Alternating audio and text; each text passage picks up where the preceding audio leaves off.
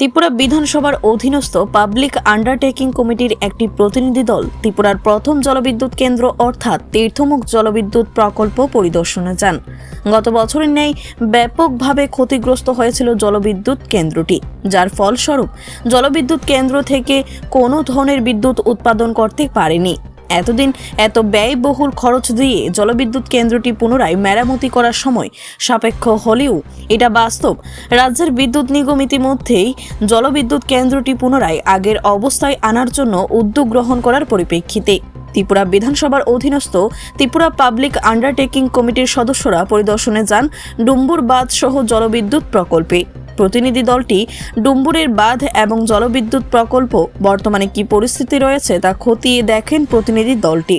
Tripura public undertaking কমিটির chairman বিধায়ক চিত্তরঞ্জন দেববর্মা, অমরপুরের বিধায়ক রঞ্জিত দাস, বিধায়ক পাঠারলাল জমাতিয়া, বিধায়ক শৈলেন্দ্র চন্দ্রনাথ এবং বিধায়ক জিতেন মজুমদার সহ বিধায়ক দীপঙ্কর সেন পরিদর্শনকালে উপস্থিত ছিলেন। প্রাকৃতিক জল সম্পদের মাধ্যমে, জলপ্রপাতের মাধ্যমে আমাদের যে শক্তি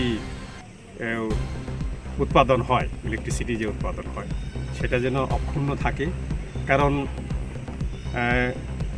এইটাতে আমরা সবাই জানি প্ল্যান্ট অ্যান্ড মেশিনারি কিনতে হলেও কিন্তু জলের জুড়ে শক্তিতে যেহেতু প্রপেলার চলে, মেশিনটা চলে, অন্য খরচা থাকলেও অন্তত যেমন গ্যাসের ক্ষেত্রে গ্যাসের জন্য খরচা করতে হয়, এই ধরনের কোনো খরচা নেই।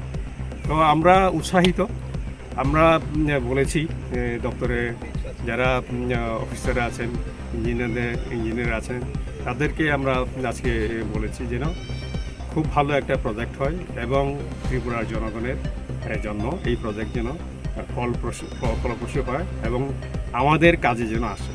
শুধু ডোমেস্টিক মানে বাড়ি বাড়িতে বিদ্যুতায়ন নয়, আমাদের ত্রিপুরা রাজ্যে আপনারা লক্ষ্য করেছেন যে শিল্পায়ন, ইন্ডাস্ট্রিয়ালাইজেশনের জন্য পদক্ষেপ গ্রহণ করা হচ্ছে। অনেক দিন ধরে এই পদক্ষেপ চলছিল হয়তো। ব্যুরো রিপোর্ট, খবর জনস্বার্থে।